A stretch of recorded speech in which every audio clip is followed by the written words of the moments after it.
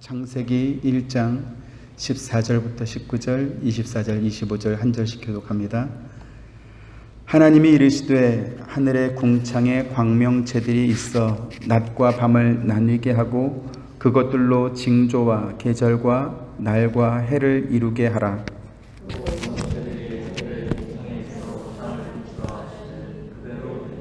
하나님이 두 큰 광명체를 만드사 큰 광명체로 낮을 주관하게 하시고 작은 광명체로 밤을 주관하게 하시며 또 별들을 만드시고 낮과 밤을 주관하게 하시고 빛과 어둠을 나뉘게 하시니 하나님이 보시기에 좋았더라. 하나님이 이르시되 땅은 생물을 그 종류대로 내되 가축과 기는 것과 땅의 짐승을 종류대로 내라 하시니 그대로 되니라.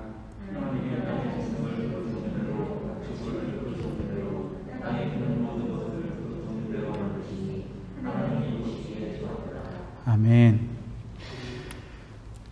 창세기의 창조 기사에서 발견되는 공통점은 하루하루 하나님의 창조 사역이 마무리될 때마다 하나님이 보시기에 좋았더라 라고 하는 말씀으로 끝난다라는 것입니다. 이 창세기의 창조 기사는 하나님이라고 하는 능력이 대단히 뛰어난 어떤 신이 있었는데 그 신이 세상을 창조했다라는 것을 강조하기 위해 기록된 그런 말씀이 아닙니다. 하나님께서 하루하루 순서와 목적에 따라 세상을 창조하시고 보시기에 좋았더라 라고 하셨던 그 최종 결과물이 그 마지막에 누구를 향하고 있는가를 말하려는 것입니다. 하나님께서 당신의 손에 직접 흙을 묻혀서 사람을 만드시고 또 그 코에 하나님의 생기를 불어넣어 생명이 되게 했습니다. 하나님의 형상과 모양을 닮은 그런 사람을 만드신 것입니다.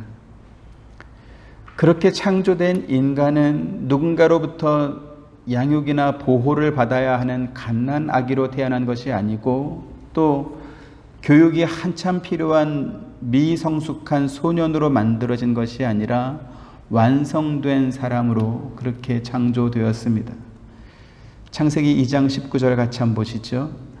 여호와 하나님이 흙으로 각종 들짐승과 공중의 각종 새를 지으시고 아담이 무엇이라고 부르나 보시려고 그것들을 그에게로 이끌어 가시니 아담이 각 생물을 부르는 것이 곧 그의 이름이 되었더라 이랬습니다.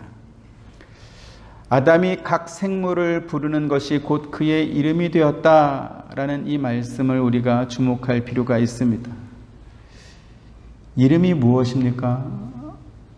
오늘날의 표현으로 바꿔서 설명을 드리면 브랜드다 이렇게 또 말할 수 있을 것입니다. 요즘은 네이밍 또는 브랜딩이라고 해서 취업을 준비하는 사람이나 혹은 창업을 준비하는 사람들이 자신의 가치를 높이고 어떤 기업을 잘 알리기 위해서 또 어떤 그런 특징을 이름 속에 담아내서 성공하기 위해서 전문가의 도움을 받기도 합니다. 그렇다 보니까 압도적인 어떤 기업의 이름이 혹은 그 브랜드가 한 나라의 국격을 높이는 그러한 일들도 있습니다. 미국의 월마트가 있는 것처럼 남아공에는 게임이라고 하는 종합 판매 회사가 있습니다. 그곳 매장에 들어가면 입구 가장 좋은 곳에 삼성과 LG전자가 만든 가전제품들이 이렇게 진열되어 있습니다. 제가 남아공에 갔을 때 남아공의 사람들에게 당신 어디 사람이냐 그랬을 때 대한민국 사람이다. 사우스 코리아에서 왔다. 그러면 그 나라가 어디에 있냐 이렇게 물어봅니다. 그때 삼성 아니야? 현대자동차 아니야? 그러면 안다고. 그 일본 아니냐고. 그래서 아니라고. 그 기업들이 대한민국 브랜드다 이렇게 하니까 야, 너 진짜 좋은 데서 왔구나 이렇게 대답을 했습니다. 그 뒤로 이제 제가 누군가를 만날 때는 제가 말했던 그 사람이 제가 말하기도 전에 이 사람은 삼성 스마트폰 만든 그 나라에서 온 사람이라고, 그러면서 좋은 나라에서 온 사람이라고 이렇게 소개하는 그러한 일이 있었습니다. 제가 삼성과 현대차가 그렇게 고맙고 감사했던 때가 또 없었습니다. 그래서 참 우리나라 좋은 나라구나 이렇게 또 생각을 했었죠. 오늘날에는 이와 같이 기업 브랜드에 대한 관심이 매우 높아서 각 기업의 어떤 그러한 브랜드 이름의 가치가 도대체 얼마나 되느냐, 이것을 해마다 경제 전문지나 혹은 경제지 신문 혹은 국책연구소 같은 데서 연구해가지고 발표하는 그런 일이 있습니다. 여러분도 아시는 아마존이나 애플, 구글과 같은 미국 회사가 최상위권을 지금 수년째 아주 오랫동안 이렇게 차지하고 있습니다. 제가 보니까 아마존의 기업 가치가 삼성 기업 가치 한 100배 정도 되는 것 같습니다.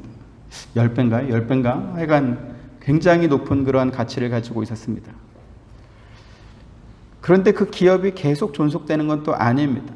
대우그룹이나 국제그룹처럼 한때는 어떤 그 나라를 대표하는 아주 명성을 누렸지만 지금은 사라져버린 그러한 기업도 있고, 또 코닥이나 소니처럼 과거에는 아주 인류의 명성을 지녔지만 지금은 그 빛을 잃어버린 그러한 기업들도 있습니다. 이것이 의미하는 바는 이름의 가치, 브랜드의 가치와 중요성은 시대와 세대를 거치면서도 사라지지 않고 계속될 때 비로소 그것이 높아진다, 그 가치가 높아진다, 이렇게 또 볼 수 있는 거지요. 그런 면에서 아담이 각 생물을 부른 그것이 곧 그의 이름이 되었다라고 한 이 말씀은 아담이 가졌던 그 지혜가 하나님으로부터 온 것임을 우리가 알 수 있는 그러한 장면입니다.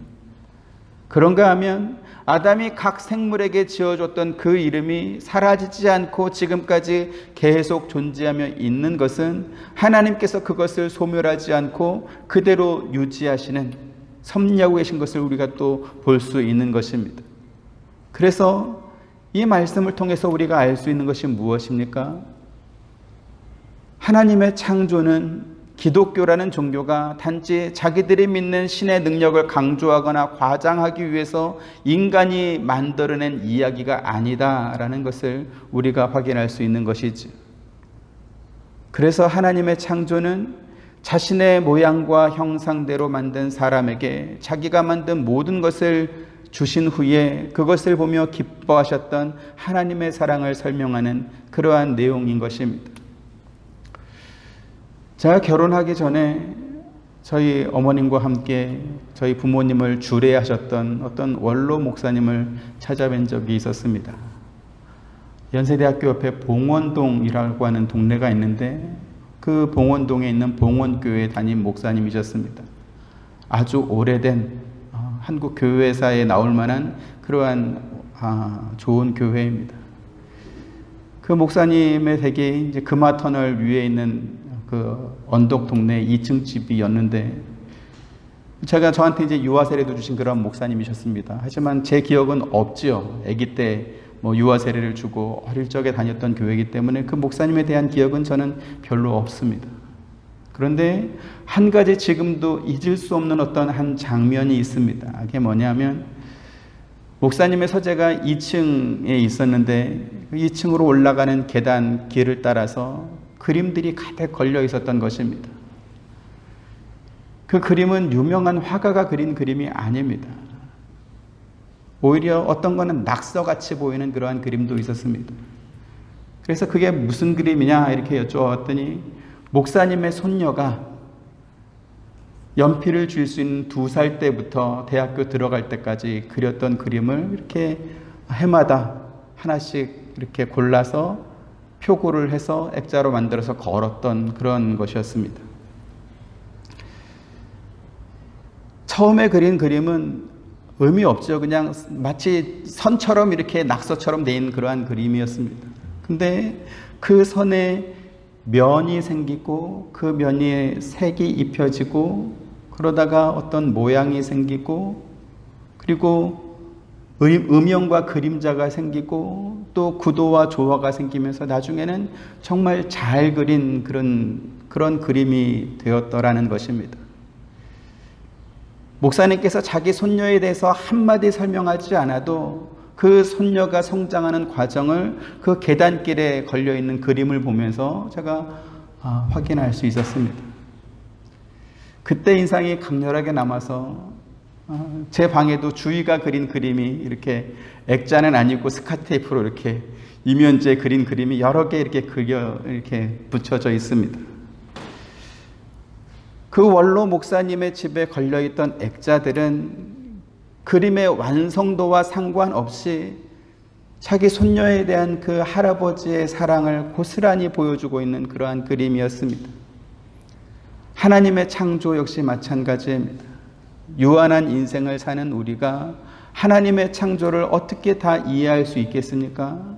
또 세계의 오지를 탐험하고 전문적으로 리포트를 쓰는 그러한 사람이라 할지라도 하나님께서 창조하신 세상의 모든 것을 다 볼 수는 없을 것입니다. 하지만 하나님께서는 어느 한 곳 부족하거나 혹은 불필요한 것 없이 모든 것을 완벽하게 창조하셨고 지금도 우리를 위해서 보존하고 또 새롭게 해주고 있습니다. 다시 말씀드려서 우리 눈에 보이는 모든 것이 마치 할아버지 집에 걸어놓은 그 손녀의 그림 액자처럼 우리를 향한 하나님의 사랑을 그대로 증명해주고 있는 것입니다.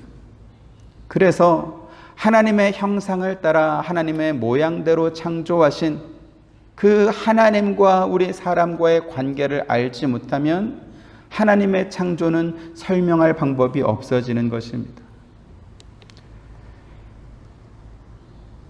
창조는 하나님께서 부모가 자녀를 위하는 마음으로 하셨다라는 사실을 우리가 알아야 합니다.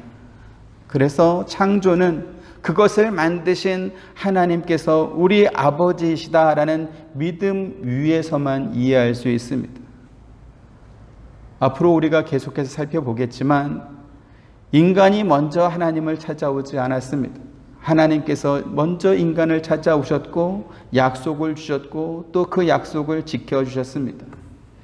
죄 범한 아담과 하와를 찾아오셨고요. 또 자기 동생을 죽인 가인을 찾아오셨습니다. 사람의 죄악이 세상에 가득했을 때에 노아를 찾아오셔서 구원의 길을 열어주셨고 또 홍수 후에는 하나님께서 아담에게 주셨던 복과 똑같은 복을 노아에게도 주셨습니다. 창세기 9장 7절 한번 보시죠. 시작. 너희는 생육하고 번성하며 땅에 가득하여 그 중에서 번성하라 하셨더라. 아멘. 그뿐만 아니라 무지개 언약을 통해서 노아 이후에도 하나님께서 그들에게 약속을 주셨던 아버지시다라는 것을 영원토록 확인할 수 있는 그러한 증거를 또 주셨습니다. 창세기 9장 16절 17절 무지개가 구름 사이에 있으리니 내가 보고 나 하나님과 모든 육체를 가진 땅의 모든 생물 사이에 영원한 언약을 기억하리라.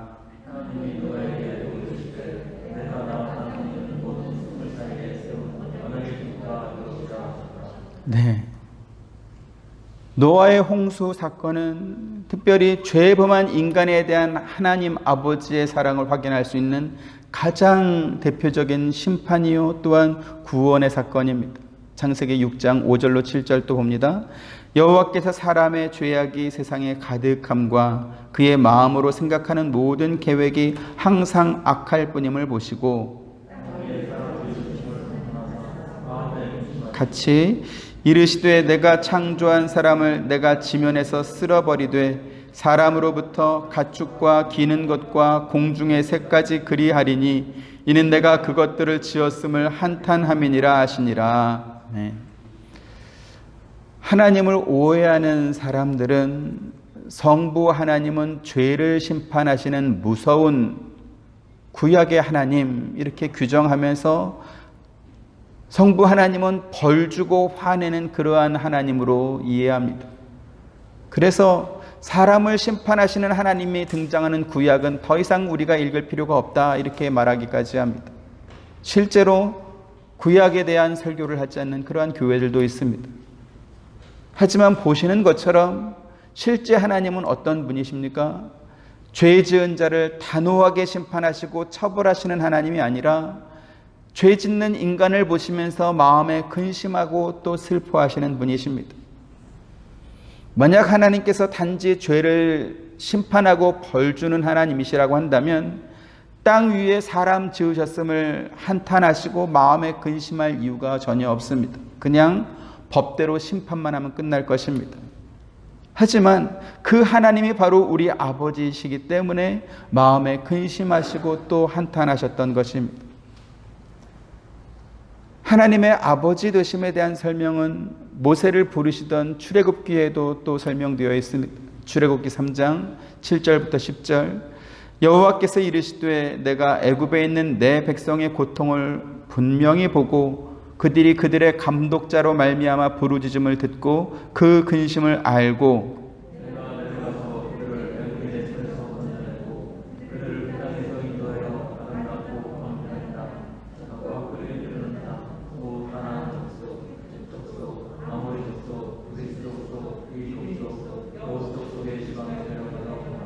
이제 가라 이스라엘 자손의 부르짖음이 내게 달하고 애굽 사람이 그들을 괴롭히는 학대도 내가 보았으니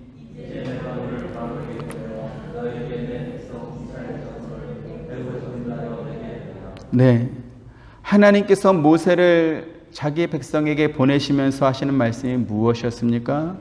내가 애굽에 있는 내 백성의 고통을 분명히 보았다 이렇게 말씀하십니다. 그리고 자기 백성이 그 고통으로 말미암아 부르짖고 있음을 들었고 그들의 근심도 내가 다 알고 있다 이렇게 말씀하십니다. 하나님께서 단지 벌 주고 심판하시는 분에 불과하다라고 한다면 벌 받는 사람이 고통으로 부르짖고 힘들어하는 것에 대해서 관심을 기울일 이유가 전혀 없었겠죠. 하지만 하나님께서 그들의 아버지이시기 때문에 마음을 쓰시는 것입니다. 또 그들을 구원해내기 위해서 모세를 애굽 왕 바로에게 보내셨던 것입니다. 우리의 믿음이 우상을 섬기는 세상 사람들이 가진 믿음과 다른 점이 무엇입니까? 세상 사람들이 믿는 신은 자기들의 아쉽고 부족한 것만 해결해 줄 수 있는 그러한 능력만 있으면 되는 신입니다. 신과 소원을 구하는 사람과의 관계 이런 거는 전혀 고려할 바가 아닌 것이지. 하지만 우리가 믿는 하나님은 어떤 분입니까? 단지 천지를 창조할 만큼 능력이 뛰어난 신뿐만이 아니라 우리를 돌아보시고 우리를 편들어 주시는 우리의 한숨과 고통을 아시는 우리 아버지이시다라는 것입니다. 그래서 우리가 비록 죄를 범하고 잘못한 일이 있을 때라도 우리가 하나님 앞에 나아갈 때는 마치 잘못한 자식이 부모를 찾아가서 무릎을 꿇고 용서를 빌듯이 그렇게 하나님 앞에 나아갈 수 있는 것입니다. 잘못한 자녀가 부모 앞에 나아갈 때 어떤 심정으로 나아가는 것입니까? 어떤 잘못을 범했을지라도 부모가 나를 이해해주고 용서해 줄 것이다 라는 그러한 기대를 가지고 나아가지 않겠습니까? 우리가 잘 아는 탕자의 비유가 있습니다. 아버지의 재산을 가지고 나가서 허랑방탕하게 다 낭비하고 결국 아버지 집으로 돌아갈 때 이 탕자가 생각한 건 뭐죠?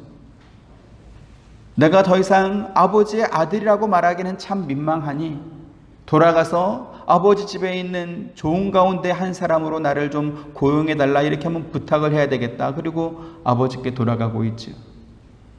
그 말은 무슨 말입니까? 적어도 우리 아버지가 나를 때려 죽이지는 않을 거다라는 그러한 믿음이 있는 것입니다. 만약에 아버지의 재산을 다 낭비하고 아무것도 없이 빈털터리 거지가 돼서 돌아온 아들을 괘씸하다고 죽일 것 같다라는 생각이 들었으면 아버지께 돌아오겠습니까? 못 돌아오죠. 그러나 아버지가 나를 종으로라도 받아주고 먹여는 줄 것이다 라고 생각하니까 아버지께로 돌아갈 수 있었던 것이죠. 우리가 하나님 앞에 회개하는 것도 마찬가지입니다. 우리가 하는 회개는 용서가 보장된 회개인 것입니다. 하나님이 용서해 줄까 말까? 내가 이런 말하면 하나님이 성질을 내고 나를 죽이겠지? 이러한 회개가 아니라 우리가 하나님 앞에 회개하는 것은 용서가 보장된 그러한 회개인 것입니다. 이사야 63장 15절부터 17절 한번 보시죠. 주여 하늘에서 굽어 살피시며 주의 거룩하고 영화로운 처소에서 보옵소서. 주의 열성과 주의 능하신 행동이 이제 어디 있나이까. 주께서 베푸시던 간곡한 자비와 사랑이 내게 그쳤나이다.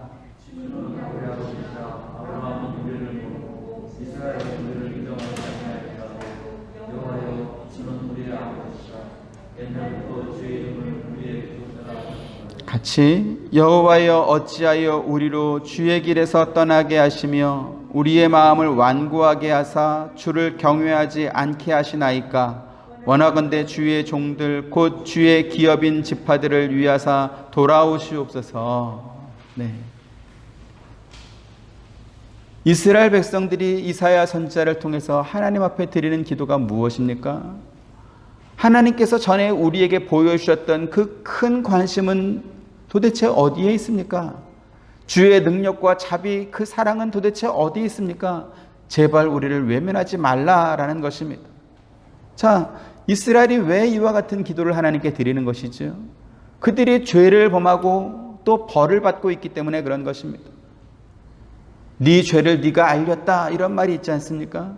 죄를 범하고 나니까 하나님께서 그들에게 아무 말도 하지 않았을 때도 칠에 겁이 나는 것입니다. 하나님이 우리를 버렸으면 어떻게 하지? 모른 척하면 어떻게 하지? 이제는 다시는 안 도와주면 어떡하지? 그러한 불안이 지금 있는 것입니다. 자, 그러면 정말로 하나님께서는 이스라엘을 향한 그러한 관심을 거두시고 그 하나님의 사랑과 자비를 거두셨습니까? 아니요, 그렇지 않죠. 하나님은 그렇게 하신 적이 없습니다. 하지만 이스라엘이 죄를 범하고 나니까 모든 것이 불안하고 또 걱정됐던 것입니다. 그러면서 다시 하나님 앞에 드리는 말이 뭐죠? 16절에 보니까 주는 우리의 아버지이십니다. 우리의 조상 아브라함과 야곱은 우리를 인정하지 않을지라도 주는 항상 우리를 구원하시는 우리 아버지 아니십니까? 이렇게 또 따져 묻고 있습니다.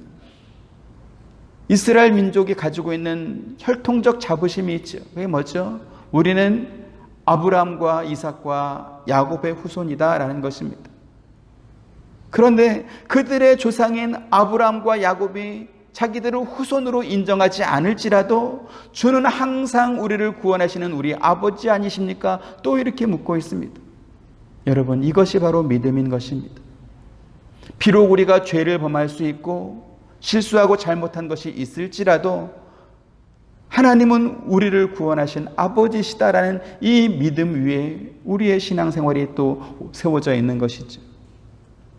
아버지를 찾는 이스라엘이 어떤 식으로 하나님 앞에 나오고 있는지 다시 보시기 바랍니다. 17절 같이 봅니다. 여호와여 어째서 우리가 주의 길에서 떠나 우리 마음을 굳게 하여 주를 두려운 마음으로 섬길 수 없게 하십니까? 항상 주를 섬기는 주의 종들을 위해 돌아오소서. 네, 현대인 성경에는 이렇게 또 번역되어 있습니다. 뻔뻔하죠. 그들이 주의 길에서 떠나서 마음에 굳어진 것이 하나님 책임입니까? 그들이 하나님을 두려워하면서 섬기지 못하게 된 이유가 하나님이 그들을 떠났기 때문입니까? 오히려 그 반대이죠. 그들이 하나님을 배신하고 떠났고 그들이 우상을 숭배했고 그들이 하나님이 미워하시는 죄를 범해서 결국 이렇게 된 것 아니겠습니까? 그런데 이 말씀은 주의 길에서 떠나 하나님에게서 멀어진 그들의 굳어진 상태, 하나님을 두려워하는 상태를 역설적으로 이렇게 표현한 것입니다. 그래서 이제라도 하나님께서 우리에게 돌아와 주시면 이제는 우리가 정신 차리고 하나님을 잘 섬기겠습니다. 이러한 뜻입니다. 마치 부모에게 반항하는 자녀가 엄마 아빠가 나를 미워하니까 내가 이렇게 된 거잖아. 엄마 아빠가 나를 싫어하니까 내가 삐뚤어진 거잖아. 이렇게 변명하는 것과 같습니다. 정말 그렇습니까? 엄마 아빠가 정말로 자녀를 미워하고 싫어해서 그래서 자녀가 삐뚤어진 것입니까? 그렇지 않죠. 하지만 이러한 말을 할 수 있는 상태까지 왔다라고 한다면 철없는 자녀와 또 부모 사이의 오해와 갈등은 거의 끝난 것입니다. 오히려 극한 갈등 상태가 이렇게 벌어지면 이런 말 자체를 하지 않죠. 서로 대화가 끊기죠. 그러나 이러한 말이 이제 시작됐다라고 한다면 거의 이제 대화가 끝난 겁니다. 자녀는 엄마 아빠한테 잘못했어요, 용서해 주세요 이렇게 말하고 부모님은 알았다. 내가 이해한다. 괜찮다. 이제 그렇게 하지 말자. 이러고 이제 이것만 남은 것입니다. 지금 이사야의 기도에서 우리가 확인할 수 있는 것이 무엇입니까? 하나님께서는 우리가 행한 대로 하나하나 죄목을 찾아가면서 벌 주시는 그러한 하나님이 아니시다라는 것입니다.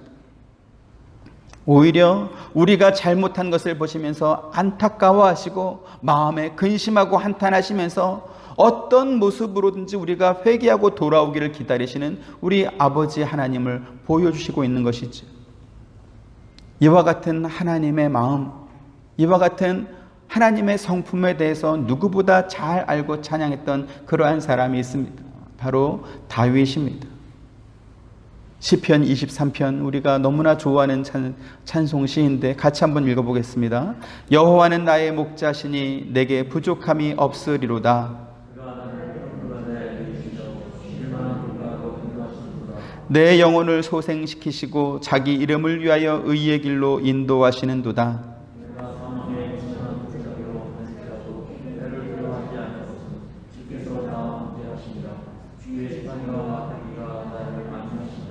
주께서 내 원수의 목전에서 내게 상을 차려주시고 기름을 내 머리에 부으셨으니 내 잔이 넘치나이다.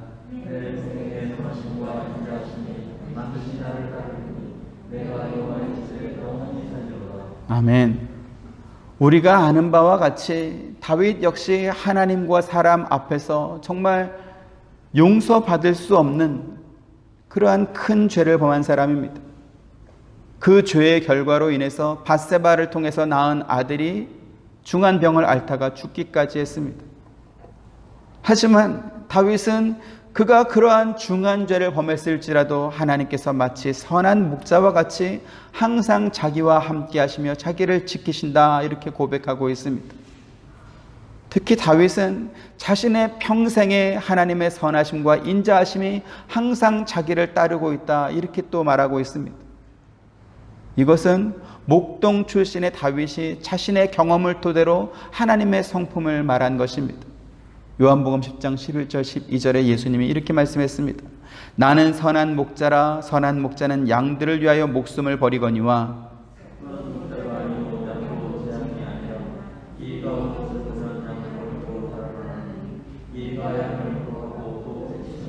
네, 예수님께서 자신을 선한 목자에 비유하시면서 선한 목자는 양을 위하여 자기 목숨을 버린다 이렇게 말씀합니다.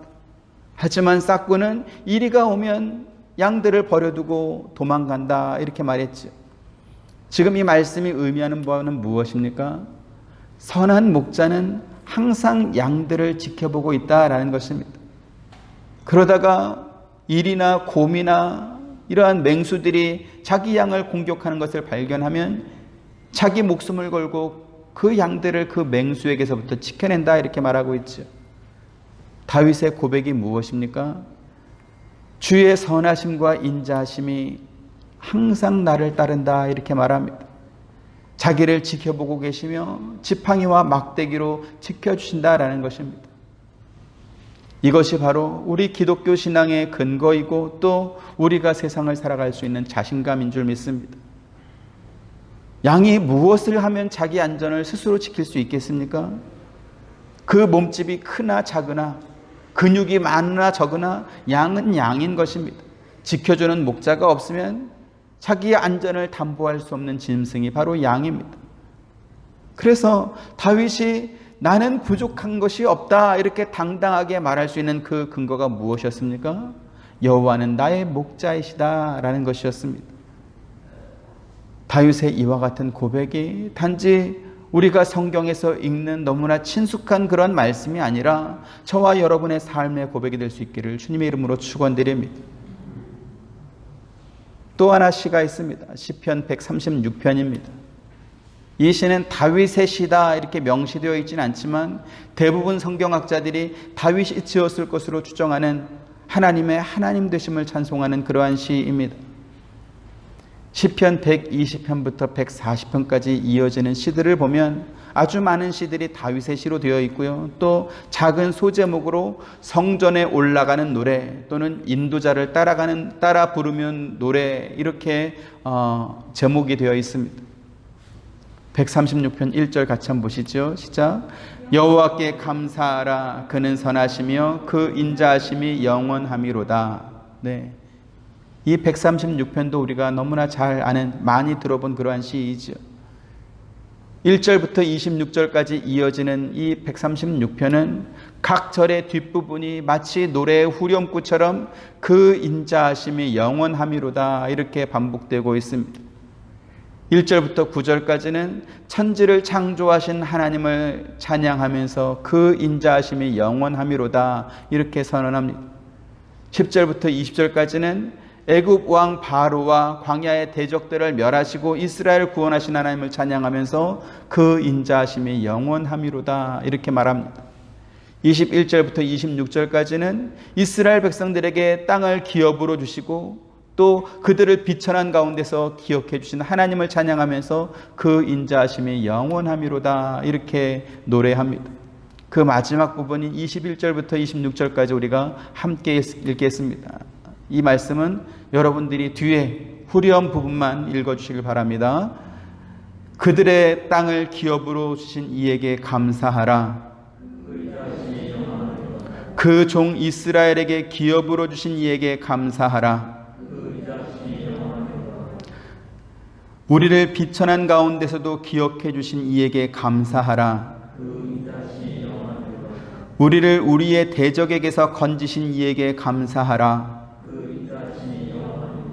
모든 육체에게 먹을 것을 주신 이에게 감사하라. 하늘의 하나님께 감사하라. 네, 다윗의 시로 추정되는 이 시편의 저자는 사람들이 여호와 하나님께 감사해야 될 가장 큰 이유로 바로 그 인자하심이 영원하기 때문이다 이렇게 말하고 있습니다. 그러면 하나님의 인자하심은 도대체 무엇일까요? 인자하심은 너그러운, 포용하는 이러한 뜻만이 아니라 여호와 하나님이 참 하나님이시다라는 사실, 그 하나님이 바로 우리 하나님이시다라는 이것이 바로 가장 큰 인자하심입니다.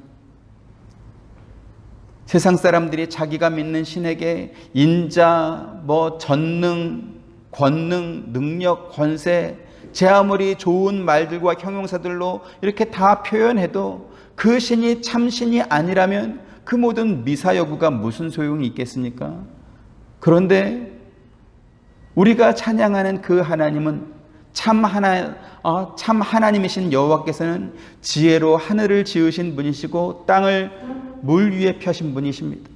큰 빛들을 지으셨고 해와 달과 별들을 하늘에 두신 분이십니다. 그 하나님께서 이스라엘을 특별히 기억하고 선택하셔서 애굽의 손에서 그들을 인도해 내셨고 홍해를 갈라서 그들을 구원해 내셨습니다. 그뿐만 아니라 광야에서도 이스라엘을 대적하는 유명한 왕들을 다 멸하시고 자기 백성들을 지켜주셨고요. 또 가장 좋은 땅을 이스라엘에게 기업으로 주신 그분이 바로 우리 하나님이신 것입니다. 여기 지금 기록된 모든 찬송의 내용은 단지 상상이나 소원이나 바람을 비는 그러한 내용이 아니라 이스라엘의 역사에서 실제로 일어났던 역사적 사실을 지금 기록한 것입니다. 그래서 그 인자하심이 영원하심이로다 라고 했을 때 인자하심이 무엇입니까? 바로 하나님의 하나님 되십니다. 이렇게 설명될 수 있는 것이죠. 그런데 더 감사한 건 무엇이냐면 그 하나님이 바로 우리 아버지이시다라는 것입니다. 오늘 우리는 창세기 1장에 기록된 하나님의 창조에 관한 기사 속에서 하나님이 보시기에 좋았더라 라고 하신 말씀의 의미를 살펴보고 있습니다. 지금 이 말씀은 하나님이 무슨 자기 긍정이나 자아도취에 빠져서 자기가 만든 것을 보면서 혼자 기뻐하고 좋아했다 그러한 말씀이 아닌 것입니다. 하나님이 보시기에 좋았더라 라고 하는 이 말씀은 하나님께서 창조하신 모든 것을 주길 원하셨던 그 사람을 생각하면서 보시기에 좋았더라 이렇게 말씀한 것입니다. 마치 아기를 가진 부모가 태어날 아기를 위해서 아가방을 만들고 기뻐하고 좋아하는 것과 같은 그러한 의미인 것이죠. 그래서 창조는 자기의 모양과 형상을 따라 사람을 만드시고 그 사람에게 자기가 창조한 모든 것을 전부 주길 원하셨던 하나님의 아버지의 사랑 안에서 우리가 이해해야 되는 것이지. 또 이 하나님의 사랑을 알아야 선악과를 따먹고 범죄한 인간을 위해 자기 아들도 아끼지 않고 내어주신 그 약속을 주신 하나님의 마음을 우리가 이해할 수 있는 것입니다. 그런데 이 창조를 하나님의 그 크신 사랑, 자기가 창조한 모든 것을 사람에게 주길 원하셨던 아버지의 사랑을 전혀 모르는 상태에서 과학적으로 해석하고 이성적 논리적으로 이해하려고 하기 때문에 이 창조를 이해할 방법이 없는 것입니다. 설명할 방법이 없어지는 것입니다. 우리는 창조 사건을 보면서 예수 그리스도의 십자가를 함께 볼 수 있어야 되는 것입니다. 창조는 구약의 사건이고 예수님의 십자가는 신약의 사건이 아닌 것입니다. 구약의 하나님은 심판하고 벌 주시는 무서운 하나님이고, 신약의 예수님은 모든 죄를 용서해 주신 착하고 좋은 분으로만 그렇게 해석해서는 안 되는 것입니다. 예수님의 십자가는 하나님의 창조의 기초 위에 세워져 있습니다. 세상을 창조하시고 하나님이 보시기에 좋았더라 라고 하는 이 말씀은 죄에 범한 사람마저도 하나님 보시기에 좋게 만들기 위해서 자기 아들까지 보내신 그 하나님의 사랑 위에서 우리가 보아야 되는 것입니다. 골고다 위에 세워진 그 십자가를 생각하면 가슴이 미어지고 눈물이 납니까? 저는 세상을 창조하시고 하나님이 보시기에 좋았더라 라고 하신 이 말씀을 보면서도 눈물이 납니다. 왜요? 그 말씀 속에 하나님의 사랑이 가득 들어있기 때문에 그렇습니다. 하나님께서 우리를 얼마나 위하고 사랑하셨는지, 그 하나님의 사랑이 얼마나 효과적이고 충분하게 저와 여러분의 삶을 채우고 있는지 확인해 보시길 바랍니다. 부모의 보호 아래 살면서 모든 혜택을 누리고 있는 자녀가 부모의 은혜를 알지 못할 때 배은망덕하다라고 말하고 불효자다 이렇게 말합니다. 그러면 하나님께서 창조하신 세상에서 모든 혜택을 누리고 살고 있는 우리가 하나님의 은혜를 깨닫지 못하고 있다면 어떻게 되는 것입니까? 우리도 배은망덕한 것이고 하나님 앞에 불효하는 것입니다. 하나님께서 우리에게 주신 모든 것이 다 선합니다. 그래서 우리가 할 일은 무엇이죠?